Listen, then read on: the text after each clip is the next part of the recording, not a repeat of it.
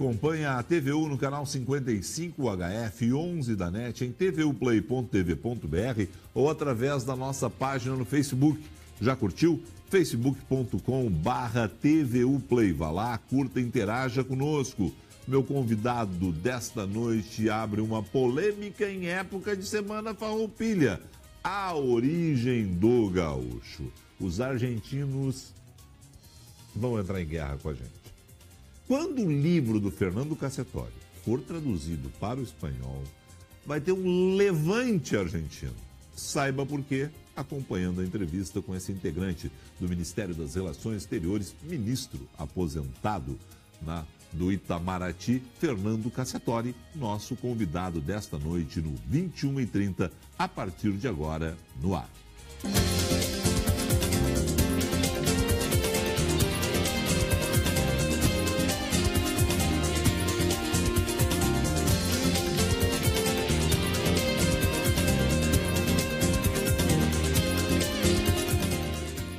Ele ficou me olhando assim. O livro não propõe guerra. Não, o livro não propõe guerra. Fernando Cassetori, prazer te ter aqui. Muito obrigado pela presença. Boa noite. Muito obrigado a você. Tudo bem? Tudo bem. O livro não propõe uma guerra, mas o livro diz o seguinte: gaúcho, o termo gaúcho, que nós comumente pensamos que é gaúcho, que teria sido criado do lado argentino do Prata, foi criado por luso-brasileiros na 20 de setembro, estamos próximos do 20 de setembro, na República Rio-Grandense, e daqui migra para o Uruguai antes de chegar à Argentina. É mais ou menos isso?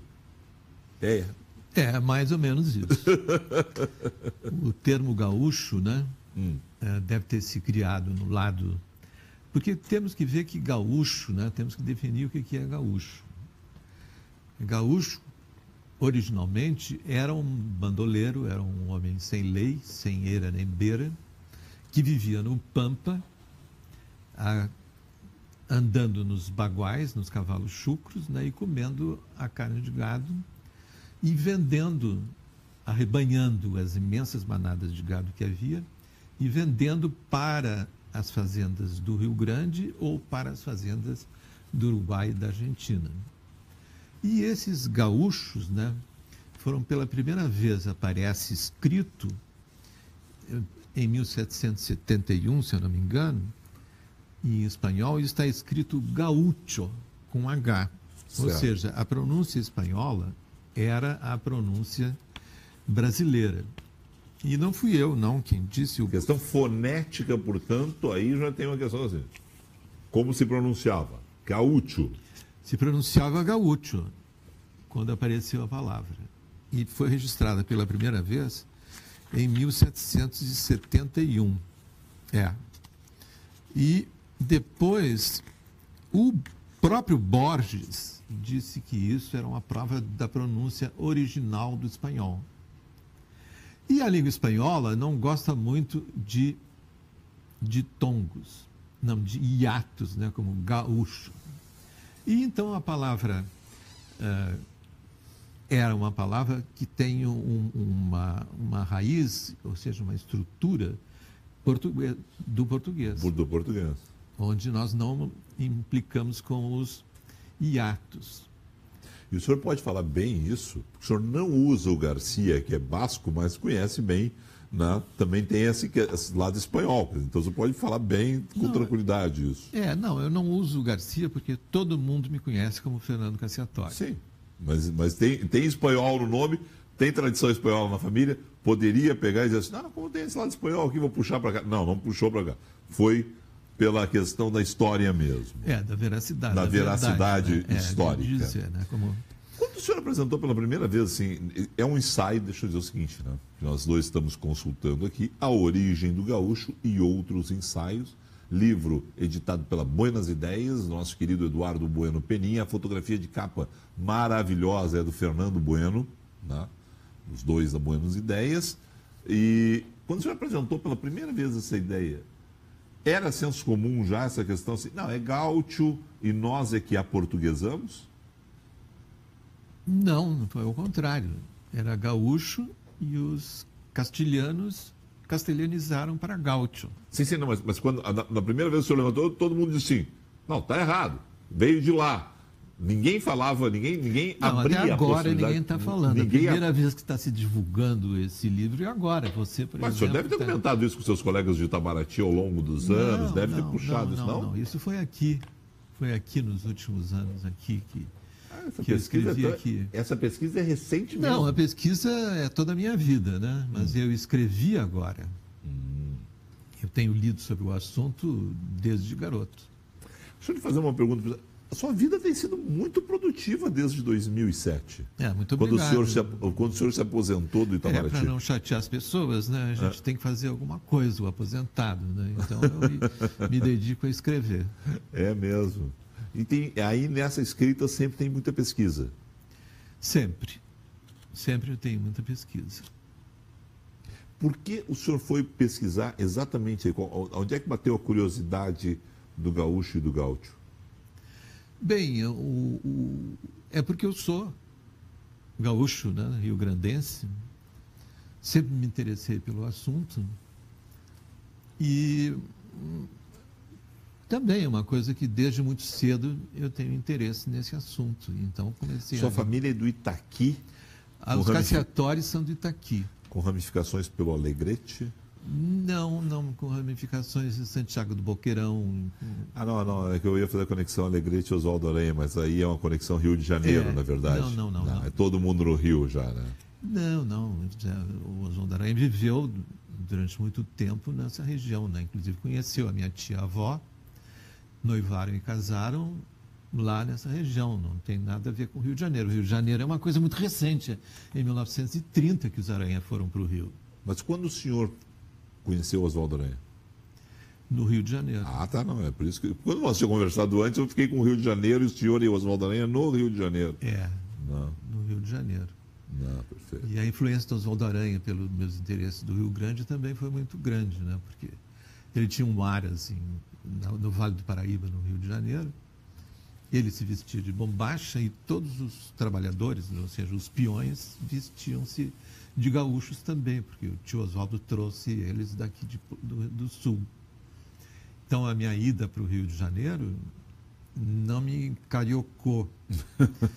Pelo contrário, aprofundou as raízes gaúchas. Ao contrário, aprofundou as raízes gaúchas em função da figura absolutamente avassaladora que era o Oswaldo Aranha, né?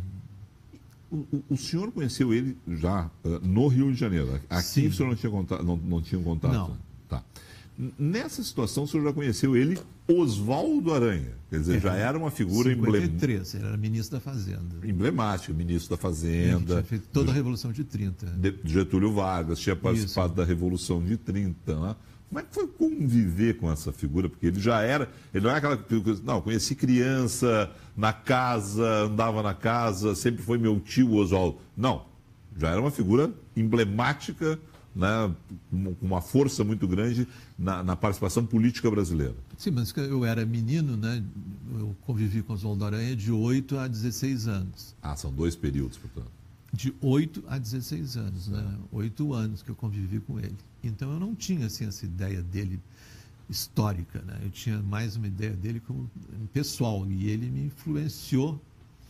Eu não sabia da importância histórica do Oswaldo Aranha quando eu tinha 8 anos. E de 8 a 16 anos que eu convivi com ele. E então, 8 a 17. E eu não tinha a visão dele como um vulto histórico da nossa história. Eu tinha a visão de um tio-avô. Mas mesmo assim ele era uma figura avassaladora, porque ele é um homem absolutamente charmoso, né? Por exemplo, na primeira vez que nós fomos almoçar com ele, na casa de uma tia, de uma filha dele, eu cheguei lá só para me exibir na hora de comer as frutas, perguntando, que fruta você quer? Eu só para não dizer bergamota, para dizer, eu quero tangerina, para dizer que eu estava já vivendo no Rio de Janeiro, né? E isso não tinha. E aí ele disse, na cozinha tem. Aí ele foi, se levantou, pegou, aí minha mãe, não, tio Oswaldo, não, mas ele pegou a tangerina e colocou assim no meu prato como um garçom. E ele fazia essas coisas, quer dizer, um menino se lembra daquela aquele vulto da história, mas o tio Oswaldo era um vulto mesmo, né? Ele era uma figura impactante, né? Então essa foi a relação que eu tive com ele. Não foi pela ele ser um vulto histórico, ele ser um vulto humano, né? Que ele tinha isso e era muito charmoso, e depois disso tudo resultou em que eu me transformei em diplomata. Ele influencia na sua escolha pela diplomacia? Totalmente, totalmente. Eu vi aquele ambiente de respeito à pessoa dele, as altas rodas das pessoas. A gente dizia, eu vou para a casa do Oswaldo Aranha. Ah, Oswaldo Aranha, aquela coisa. E ele tinha um prestígio muito grande nessa época, né? E aí me influenciou muito isso, né? O fato de ele estar vivendo num ambiente assim, de alto nível, e isso me afetou muito. Imagino, né? O senhor teve, só para seguir um pouquinho, depois a gente volta para o livro, né, para os ensaios, mas aí o senhor vai, começa na carreira diplomática, são 7 cidades, na verdade, onde o senhor serve, né, porque sim, a Alemanha, por exemplo, foram 3 vezes. Isso. Né? Como é que foi começar essa carreira diplomática? Como é que foi? O senhor viveu em diferentes continentes. O senhor viveu na América do Sul, em função, claro, de ser brasileiro, mas também em Caracas e Buenos Aires, né? Vai para a Europa, vai para Nova Delhi, vive em Bangkok, né? Como é que é isso? Bem, bueno, isso faz parte da condição de ser diplomata, né? E as pessoas só veem a diplomacia cheia de charme, tudo, né? Assim como se fosse no Congresso de Viena, de bailes e de coquetéis, né? Mas a carreira diplomática é muito difícil, né? Sobretudo isso que você designou, porque cada 4 anos você muda de clima, você muda de amigos, você muda de costumes, você muda de cozinha, você muda de tudo, né? E é muito difícil, né? Os casamentos se esfacelam por causa disso, né? E os filhos são todos muito complicados, né? E então, como é isso, né? Eu lhe digo que é muito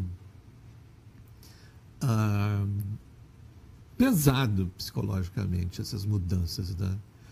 E não tem o charme que as pessoas dizem que tem, né? Porque é por isso que os diplomatas sempre dizem, eu servi em Londres, eu servi em Bangkok, porque você realmente está servindo o país, né? E está se sacrificando, né? É um sacrifício você...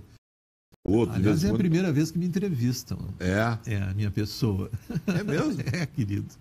Mas nem na carreira diplomática, nem na carreira diplomática, o senhor chegou a ministro, que é o segundo cargo na hierarquia do Itamaraty, não estava acostumado com entrevistas? Né? Eu fui entrevistado em vários países, em Caracas, por exemplo, em Nova Delhi, eu estava durante a Copa do Mundo. Aí falei em algumas televisões e tal, mas ninguém me perguntou sobre a minha vida, sobre a minha pessoa. Isso que eu estou dizendo, você é a primeira pessoa que está me entrevistando, a minha pessoa, né? Fernando, vamos voltar para a origem do gaúcho e ensaios, e outros ensaios. Bom, a partir de agora, você acredita o seguinte, que nós vamos ter aí uma discussão a respeito da palavra, você vai polemizar com isso, né? E outra questão que eu vou emendar já, a Semana Farroupilha foi escolhida para o lançamento do livro ou é um acaso o livro ter sido lançado na Semana Farroupilha? Foi uma escolha consciente. Foi uma escolha consciente. O livro ficou pronto no início de agosto. E foi guardado, portanto... Foi para o dia 19 de setembro que vai ser lançado na Pinacoteca.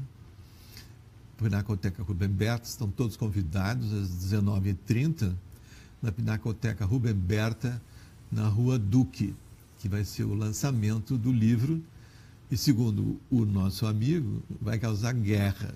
Não, eu imagino que sim, né? Porque se for traduzido para o espanhol, os argentinos vão ficar indignados contigo. Não vai conseguir nem visitar a embaixada em Buenos Aires mais.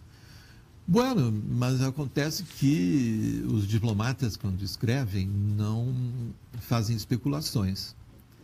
Imagina se nós fôssemos fazer especulações nos nossos papéis diplomáticos sobre outros países, sobre o que está acontecendo. O diplomata interpreta a história e os fatos com objetividade, sempre dizendo aquilo que efetivamente aconteceu.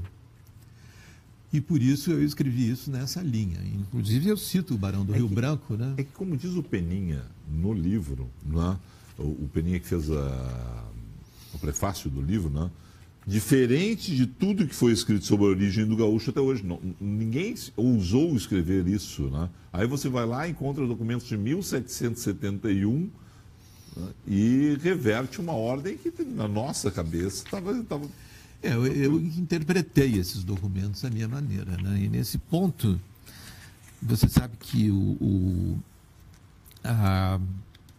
eu aprendi muito na Inglaterra, principalmente, a ser você mesmo e aceitar quem você é. E para um país ser forte, ele tem que aceitar o que ele é. E não precisa temer e, sobretudo, não precisa de ver a ideia que os outros países têm de você. Aqui no Brasil, uma grande preocupação dos brasileiros é com a imagem que nós temos, né? Esses países fortes, eles não têm a menor preocupação com a imagem deles no exterior. Eles são eles e pronto. Então, tem uma capacidade, uma força maior de ser, né? De ser o que você é. Então, esse meu livro, por exemplo, A Fronteira Iluminada, História do Povoamento e Conquista do Rio Grande do Sul, eu também tomei essa atitude. Eu vi como o Rio Grande do Sul fosse um país. E a história deste país. E escrevendo uma história própria. Uma história com conceitos vindo da nossa região. E no livro que eu escrevi sobre a arquitetura neoclássica em Porto Alegre, a introdução do Fortunati diz isso, que eu crio conceitos novos a partir da realidade da arquitetura de Porto Alegre. Então, isso é a minha preocupação em tudo que eu escrevo, é mostrar a verdadeira identidade nossa, sem ter medo de que isso seja criticado por um possível opressor que está dentro de todo o país colonizado, que ele vai te punir porque você é você mesmo, que você se iguala a ele. Entende? Então, esse livro aqui, eu não acho que tenha sido escrito, como se diz, por um homem do terceiro mundo. Uhum. Isso aqui foi escrito por mim como homem do primeiro mundo.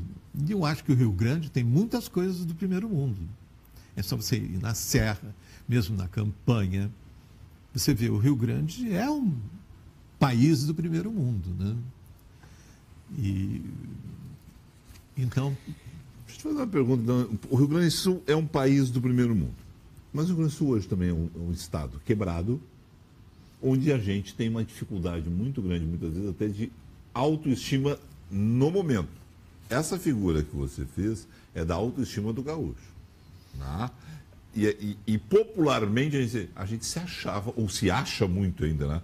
Porque chegou num momento ali, conceito, ainda talvez em função de Getúlio Vargas, Oswaldo Aranha, todo aquele período ali, o gaúcho é menor que os outros, nós nos achamos mais que outros brasileiros, a nossa colonização europeia nos dá outros traços, né? A gente não se acha de vez em quando, essa autoestima que já foi tão elevada também não tem, a gente tem que ser mais humilde. Eu te digo sobre dívidas, está endividado, está em péssima condição financeira, não são só países subdesenvolvidos que estão em condições péssimas financeiramente, né? Você não vê a Espanha, por exemplo, está rodida, a Grécia está rodida, e que outros países estão rodidos, né, na Europa? Isso não quer dizer que seja subdesenvolvido. O problema financeiro é a condição das administrações e tudo nesse ponto. Mas isso não mexe na estima do povo também? Mexe porque se você quer. Entende? Isso é uma questão que eu acho que é uma opção. Mexe com a autoestima porque você está em péssima condição financeira? Por quê? Por quê? Isso é uma questão de opção, por isso que eu digo, eu sempre opto por escrever a verdade como um país que tem autoestima. E esse livro aqui é uma grande, eu vou dizer, um grande libelo, uma grande, como é que a gente diz, uma grande livro para fortalecer a autoestima do Rio Grande. Agora, eu não fiz isso como objetivo principal. Eu vou fortalecer a autoestima do Rio Grande. A autoestima do Rio Grande é fortalecida porque eu digo a verdade histórica. Estou conversando com Fernando Cassiatori, diplomata, né, e autor de A Origem do Gaúcho e Outros Ensaios. A gente vai a um rápido intervalo comercial e volta em instantes.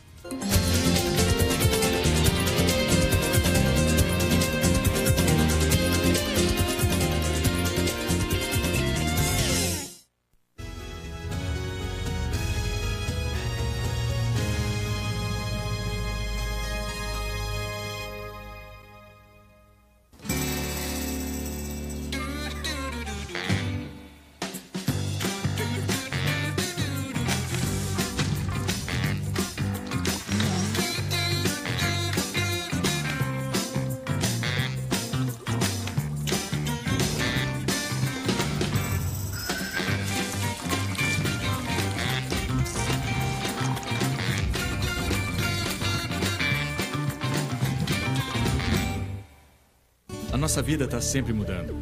O jeito de falar pelo telefone mudou. O jeito de trabalhar mudou. O jeito de estudar mudou. É por isso que o governo do estado também está mudando, para oferecer melhores serviços para você. O Tudo Fácil ganhou novos serviços que podem ser realizados pela internet. Com a delegacia online, é possível registrar e acompanhar ocorrências pela internet. Agora, os empreendedores podem solicitar e acompanhar o pedido de licenciamento ambiental pela internet. E quem precisa de medicamentos pode consultar a situação do seu pedido pela internet. E tem muito mais. O acordo de resultados, a junta comercial digital e o sistema de controle de peças de desmanches. Saiba mais sobre as inovações que facilitam a vida dos gaúchos pela internet. A vida muda, a gente muda junto. Qual o nome do seu futuro? O meu é Rio Grande do Sul. Modernidade e requinte são com os móveis da Toque Glass. Móveis para alta decoração com ampla linha de mesas de jantar, aparadores, mesas de centro, bufês e outros, revestidos em espelho ou cristais coloridos. Venha conferir nossos preços especiais direto de fábrica. Toque Glass. Qualidade, design e sofisticação em móveis para seus ambientes. Acesse nosso site toqueglass.com.br.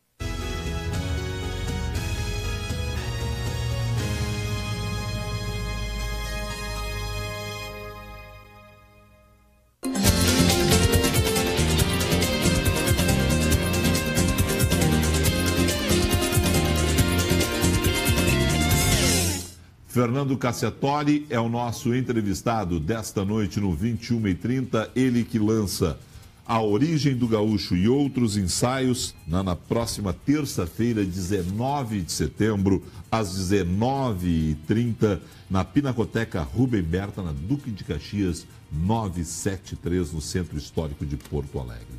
Gaúcho, como é que você definiu? Bandoleiro, eu guardei o fora da lei. Fora da lei. Bandoleiro. É daí que vem a imagem desse gaúcho macho, dessa coisa... Todo gaúcho é macho? Possivelmente, porque os gaúchos, né? É isso que a gente tem que ver o que é gaúcho.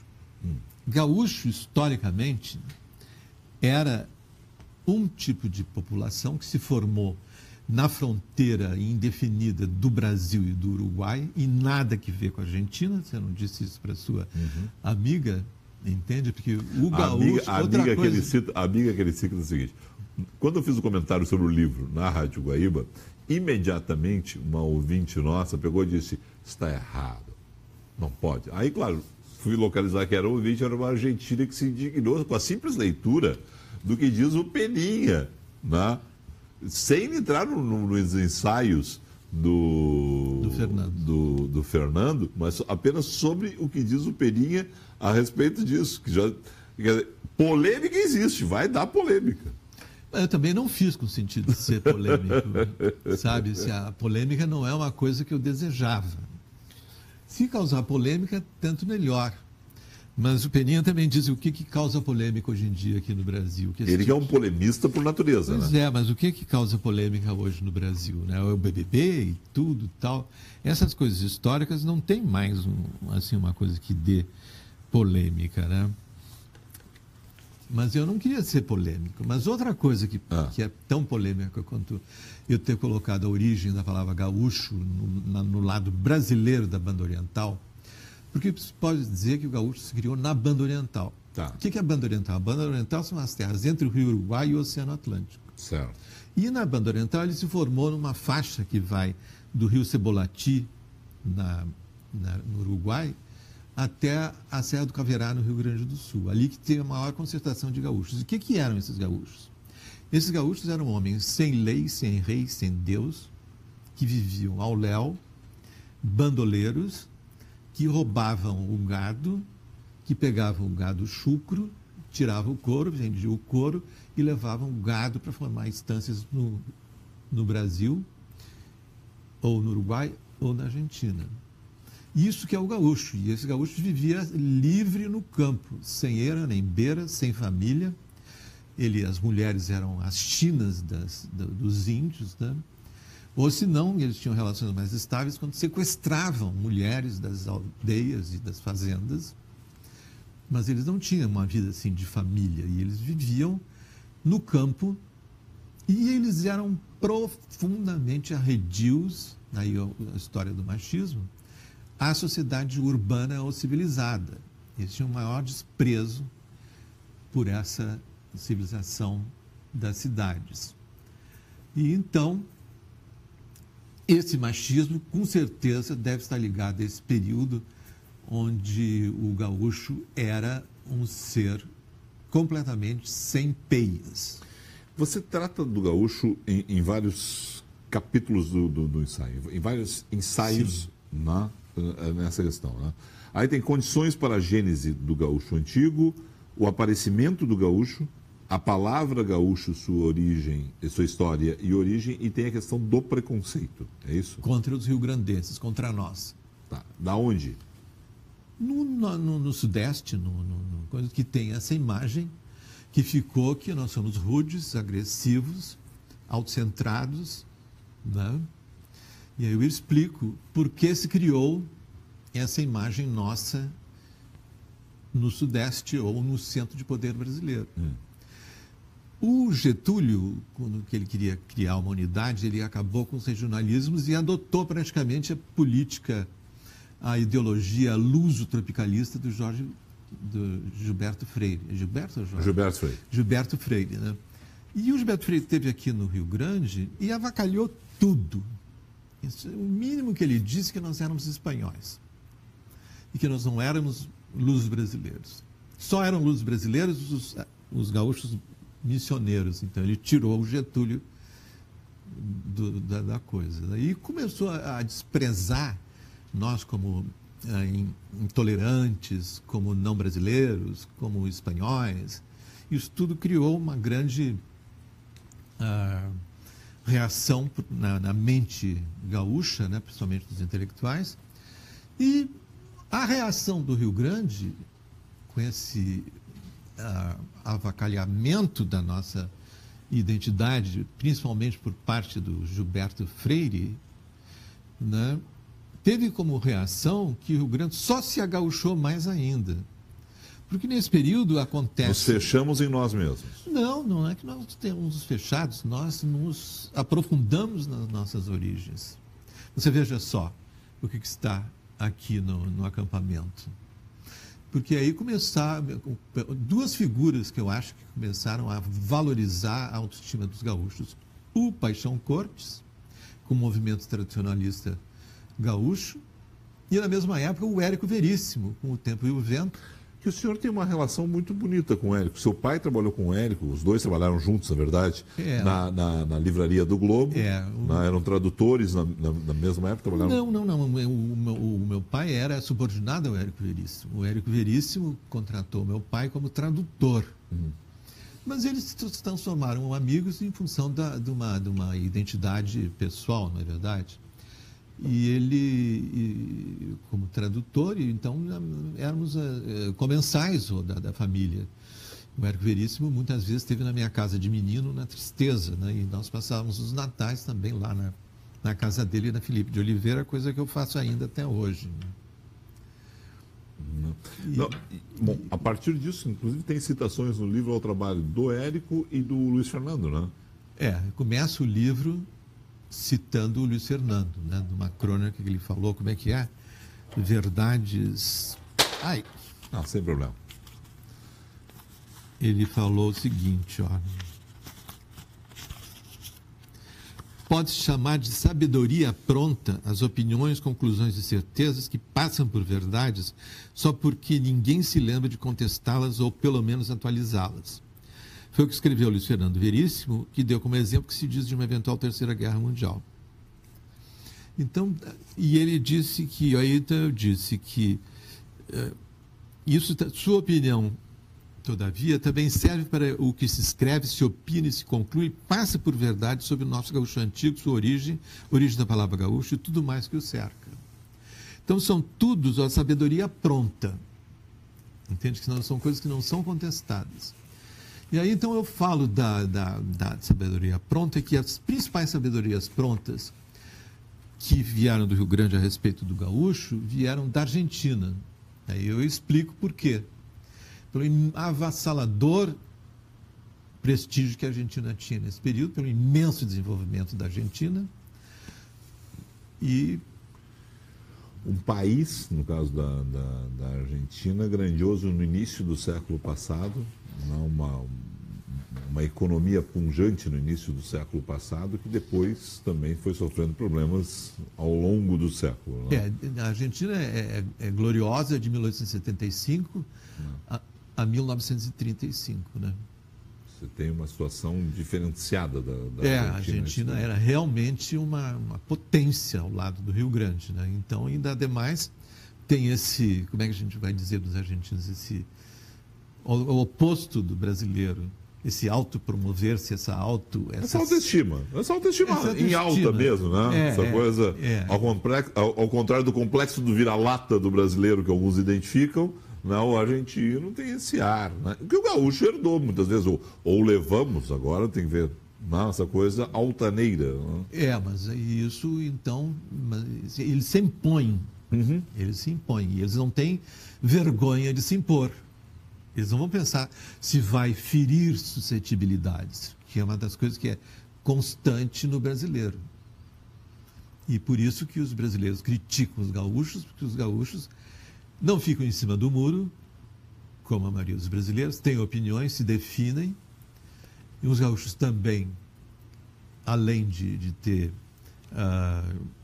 essa atitude mental, assim, de definição, que é uma coisa que não está muito no espírito dos brasileiros, os brasileiros ficam muito em cima do muro e se preocupam muito em ferir suscetibilidades alheias.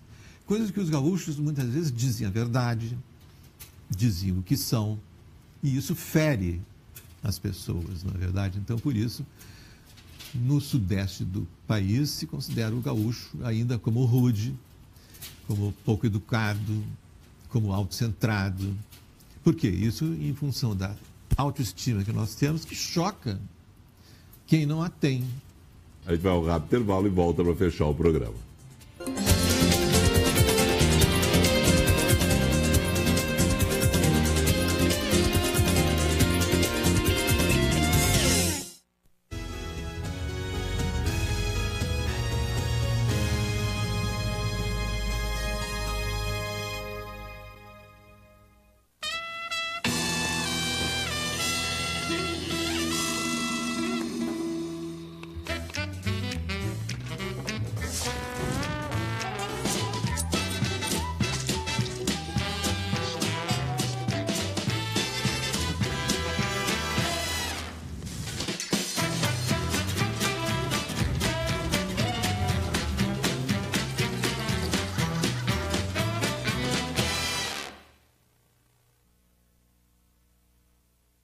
Falar pelo telefone mudou. O jeito de trabalhar mudou. O jeito de estudar mudou. É por isso que o governo do estado também está mudando, para oferecer melhores serviços para você. O Tudo Fácil ganhou novos serviços que podem ser realizados pela internet. Com a delegacia online, é possível registrar e acompanhar ocorrências pela internet. Agora, os empreendedores podem solicitar e acompanhar o pedido de licenciamento ambiental pela internet. E quem precisa de medicamentos pode consultar a situação do seu pedido pela internet. E tem muito mais. O acordo de resultados, a junta comercial digital e o sistema de controle de peças de desmanches. Saiba mais sobre as inovações que facilitam a vida dos gaúchos pela internet. A vida muda, a gente muda junto. Qual o nome do seu futuro? O meu é Rio Grande do Sul. Modernidade e requinte são com os móveis da Toque Glass. Móveis para alta decoração com ampla linha de mesas de jantar, aparadores, mesas de centro, bufês e outros, revestidos em espelho ou cristais coloridos. Venha conferir nossos preços especiais direto de fábrica. Toque Glass. Qualidade, design e sofisticação em móveis para seus ambientes. Acesse nosso site toqueglass.com.br.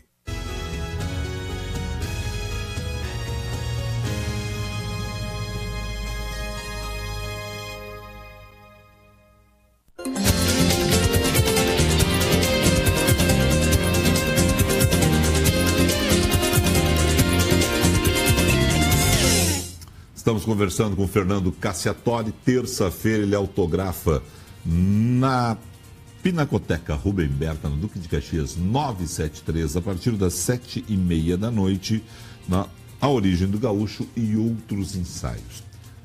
Na primeira resposta, eu acho que a gente localizou, mas vamos localizar mais especificamente, né? Que período nós estamos falando dessa formação do gaúcho? Onde é que se forma?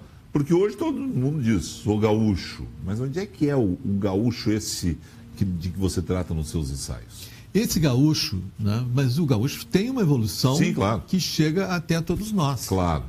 Vamos dizer que são 3 etapas que posso dizer. Primeiro é o aparecimento do gaúcho, desse homem livre, sem Deus, sem lei, sem rei, que vivia errante no pampa gaúcho e uruguaio.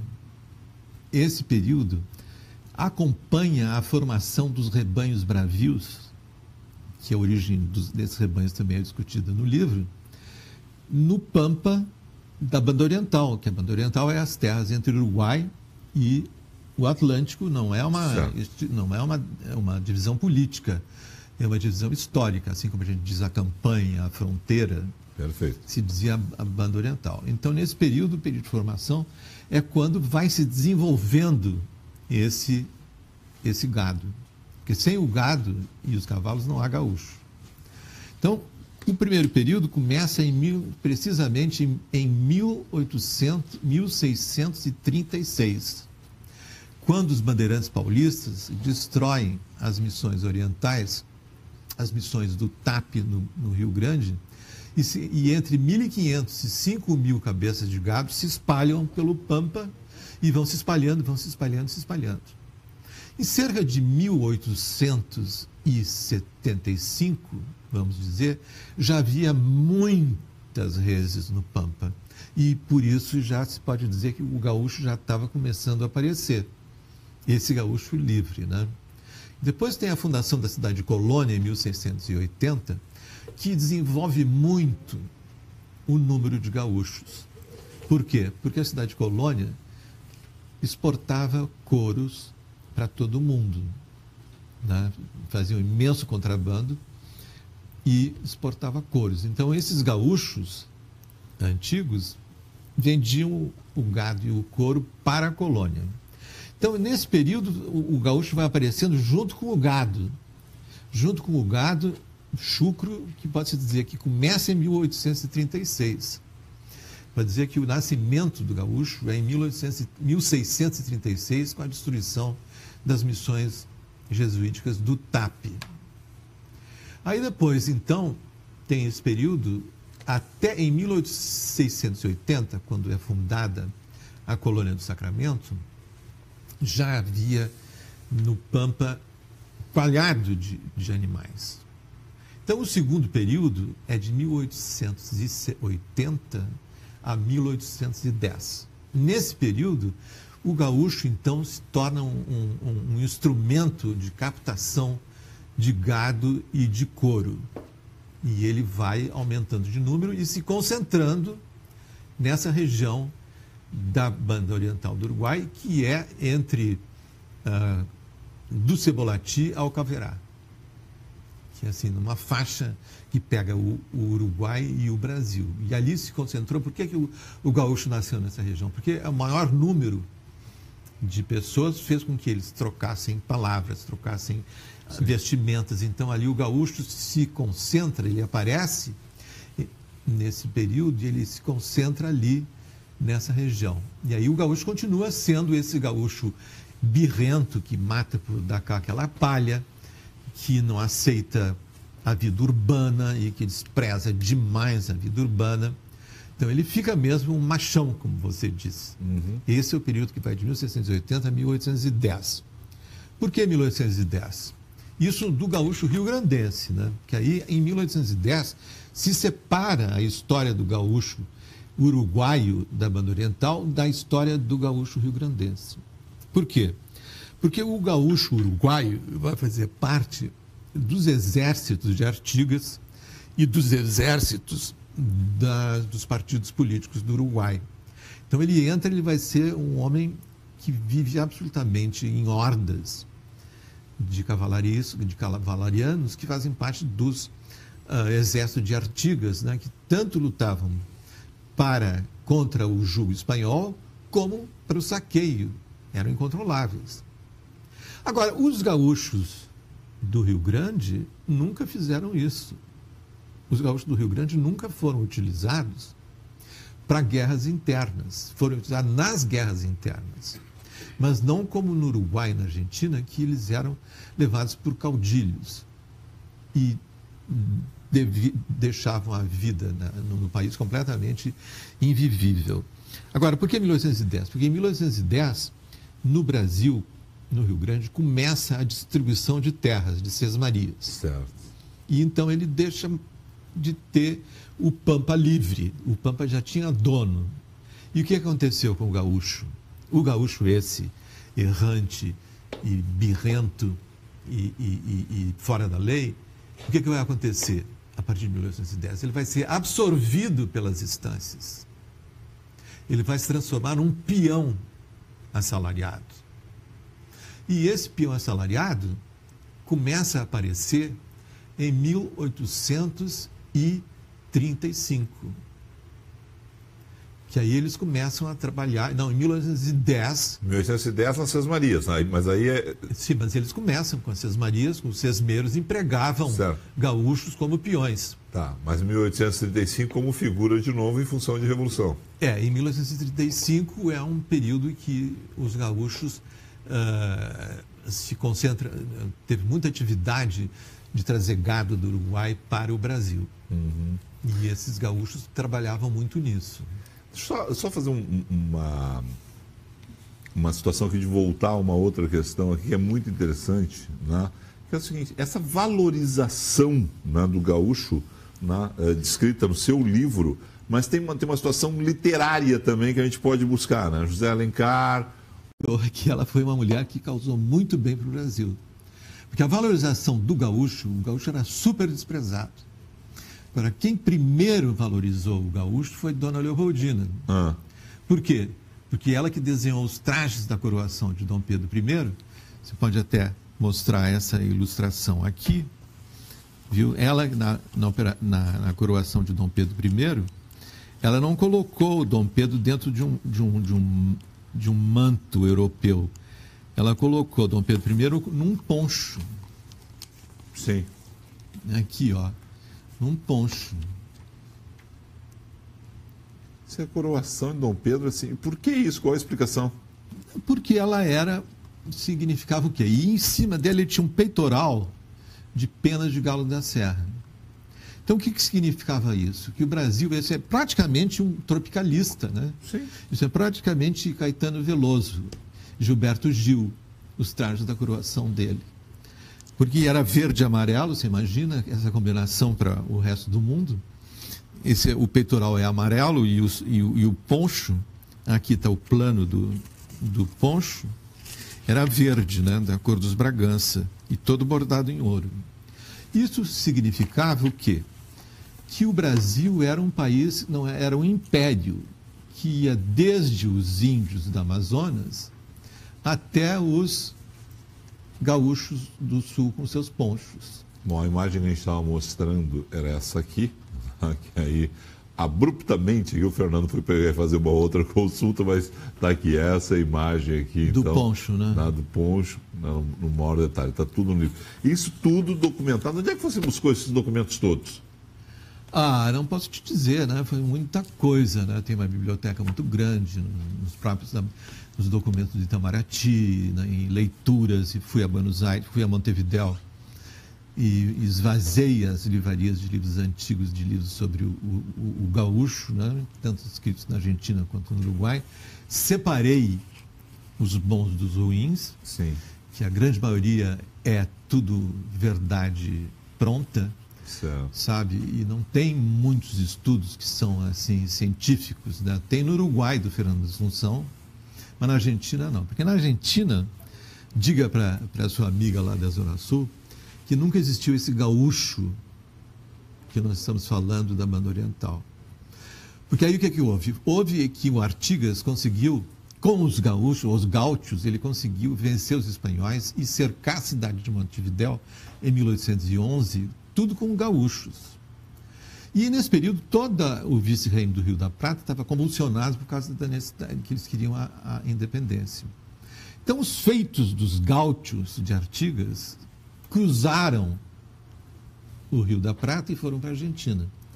E também a palavra gaúcho, porque a palavra gaúcho na Argentina começou a ser utilizada entre 1805 e 1810.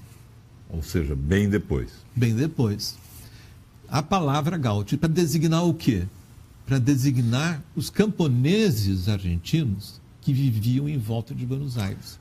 Bom, só para falar de literatura aqui, né?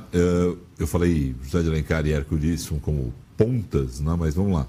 A valorização do gaúcho descrita no livro continuou com José de Alencar, encaminhou-se com o trabalho do Partenon Literário de Porto Alegre, sobretudo Caldre e Fião, e Apolinário Porto Alegre, né? Seguido de Simões Lopes Neto. Aí tem bastante na obra de Simões a respeito, né? O gaúcho atual foi sendo construído pelos literatos da cidade, conclui Cassiatori. Nessa formação ele também cita o papel importante de Oswaldo Aranha, né? Que manifestava as qualidades do gaúcho, já falamos lá no primeiro bloco, do Érico Veríssimo em O Continente, né? E também, já falamos aqui, Paixão Cortes e o movimento tradicionalista a partir do Paixão e seus colegas lá do Julinho, né? Mas José de Alencar, Apolinário Porto Alegre, Caldre e Fião já contribuíram para isso também. Contribuíram.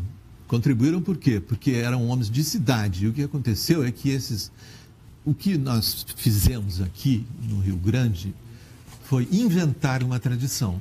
Uhum. E quem fala sobre a invenção da tradição é um grande historiador inglês, Hobsbawm. E tem que se ver duas coisas. Tem que ver uma coisa que é o gaúcho real, que foi se adaptando à vida nas estâncias e se transformou num peão civilizado.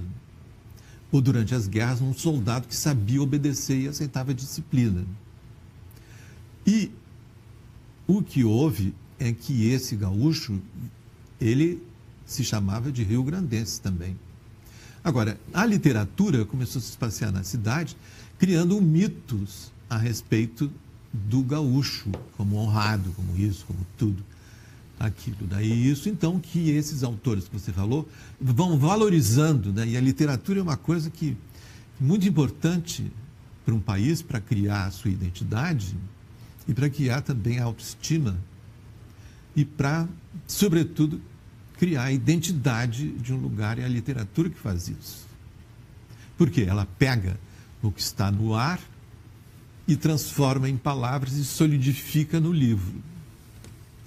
Então, por isso que o gaúcho que nós somos hoje, eu sou gaúcho, eu sou gaúcho, isso começou com os literatos das cidades que começaram a valorizar.